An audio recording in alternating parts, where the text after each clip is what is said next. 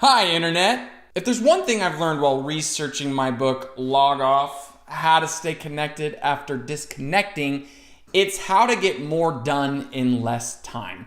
A little backgrounder: for the first 5 years of my career after graduating college, I was hungry, I was seeking my fortunes, I wanted to make my mark on the world, and I did what a lot of 20-somethings do, even 30, 40-somethings. A lot of people don't figure this out till much later, if ever, sadly. Regardless, I made the same mistake where I burnt the midnight oil, I overworked, I was a workaholic because I felt like that was a great way to get ahead. And then 5 years later, I had this wonderful, incredible, life-changing experience, what I call my Montana moment, while on vacation and completely off the grid. And that was the catalyst for changing my life and writing the book, Log Off: How to Stay Connected After Disconnecting. What I found in the first 5 years of my career, I was really just spinning my wheels in the mud. Yes, I was learning and cutting my teeth and growing, but I wasn't doing it in certainly not a sustainable way, but in hindsight, not an effective or impactful way as well. And so post my Montana experience and leaving social media and finding what I deem for the most part offline balance, I've been able to figure out a few tips and tricks that have really served me well to get more done in less time so I can be more time rich and take advantage of this wonderful analog world that we live on and do a lot of fun stuff, or focus more on experiences than things. These are the 5 things, the 5 ways to do more in less time. Number 1, prevent your phone from distracting you. To do this, and I talk about this in the book, you just have to go in and kill all the default alert and notification settings. Don't let anything blink at you, beep at you, show you a little icon that says, hey, click me, I need your attention, I want to interrupt what you're doing right now because I'm a little tiny software app or phone and I want to bug you and get in your way because that's how my employer makes money. That's basically what apps and what our phones do to us. So the onus is on us to turn off all those notifications.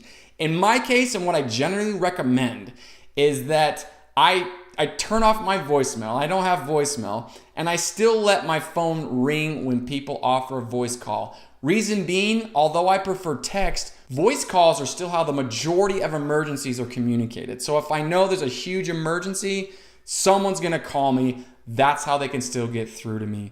So if you want to interrupt my day, you gotta call me voice-wise on the phone. I'll still probably screen you so I can focus on what I'm doing, unless you're my wife or children, or maybe an important client that I need to talk to. Otherwise, you're gonna get screened and I won't know. I even turn off my text messages unless they come from my wife and my wife only. When she texts me, I get a ding. Everyone else, silent. I may get to it several hours later. I may not get to it in the next morning. I know that probably sounds crazy and a lot of people are like, oh, how do you do it? It works. I've been doing this for 10 years. And it just works. There's no other way I can say it except that it works and people understand the expectation. So turn off all alerts, notifications from apps. I would even highly recommend you do this with text messaging. Kill your voicemail, and that way your phone can't distract you. And when that happens, you can do so much more, both fun and productivity and work-related things. Highly, highly recommend that. Number 1, prevent your phone from distracting you at every waking second or hour. Number 2, set strict usage boundaries between work and your home life and your personal health and all your other commitments and obligations. For example, I don't take work home with me after 5. I don't touch work email. I don't respond to it. I don't work on the weekends or on vacation or at nights. I just don't do it. It can wait. I've figured this out. I've done this for a long time. And one universal truth is it can wait. Work can wait, or whatever it is can wait, because when you don't let it into your life, it has to wait. There's nothing you can do. So set strict usage boundaries between work and your social life. Another example, I always work out on weekdays in the morning. I do that before I do anything else work related because my personal health is important to me. So I spend 20 minutes every weekday doing, moving around, sweating so I can stay healthy and be here and enjoy life as long as I possibly can. On top of that, consider all apps, technology, gadgets, everything that tries to advertise to you, say, hey, let me in your life, buy me, I'll make your life better. Become a late adopter of these things, and in fact, treat them guilty until proven useful. Don't adopt them until you find a specific need for you. Be a late adopter. Since becoming a late adopter after my Montana moment and largely logging off, it's surreal the amount of stuff I can get done when I don't let a lot more apps, technology, and gadgets into my life.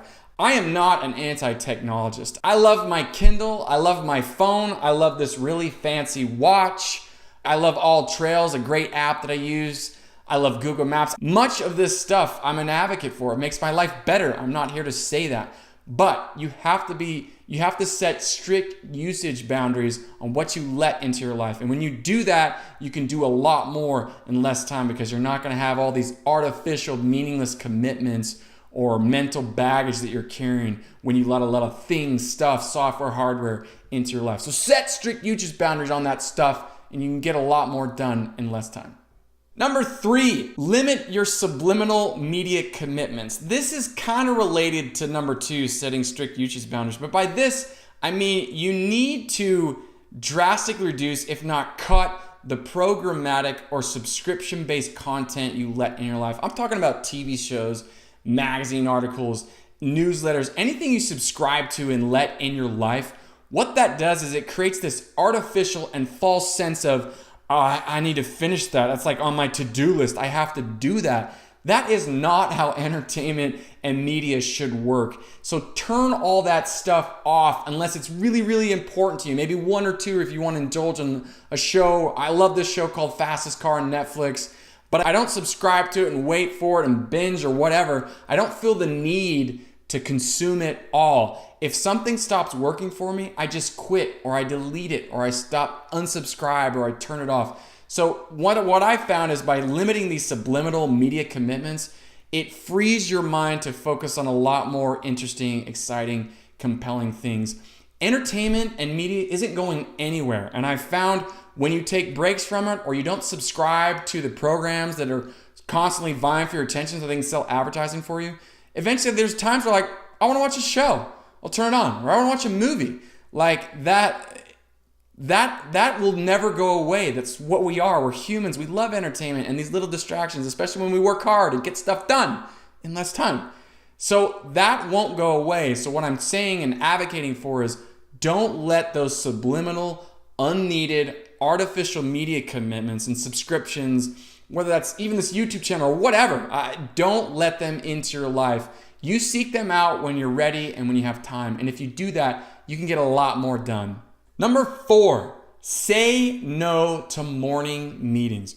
Numerous research and evidence suggests that humans get a lot more done on a fresh, recharged, rested mind that's well fed, it's exercised, whatever, in the morning. I'm not saying everyone's morning people, but what I am saying is the mind works better when it's fresh, rested, has a great breakfast in it, and you can just bust out and do really, really good work in the mornings. Because of that, don't allow morning meetings for moral support and teamwork and collaboration, which can be important. Don't let that muck up or frustrate your highly productive mornings that most of us experience. Save those meetings, politely ask that they move them to the afternoon. If you're doing work in the morning, you can honestly say, hey, I'm busy then, that won't work. Can we do it in the afternoon?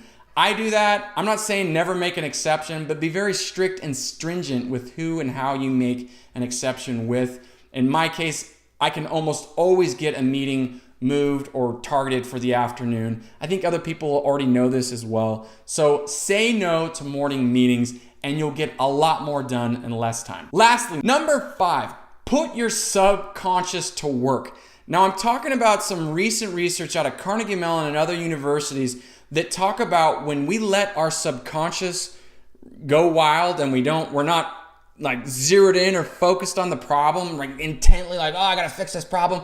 When we do that and when we clear our heads and go for a walk or don't directly think about something, the subconscious mind has proven to solve our problems behind the scenes. It's like a back-end processor. It's still churning on stuff, and I have found that if we give our subconscious room to breathe and think and use it rather than just always focus on our conscious mind, Problems can get solved and you can get stuff done without just sitting there looking at it for hours on end. This doesn't make a lot of sense, but it's worked. It's backed up by a lot of fancy schools in the last several years. There's this mounting evidence and research showing that if we let our subconscious go to work behind the scenes by taking breaks, not focusing on work all the time or focusing on whatever we're trying to do, our subconscious will fix and work behind the scenes to get stuff done, which lets our conscious mind get more done in less time as well. It's a great way. Those are the 5 ways to get more done in less time. Prevent your phone from distracting you.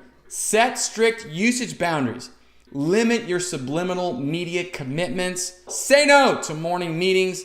And number 5, put your subconscious to work so you can get stuff done with your conscious mind. The mind is more fun, the mind that you live in, and the mind that you can do all these incredible things with. That's all for today. Thank you for watching. Enjoy your life.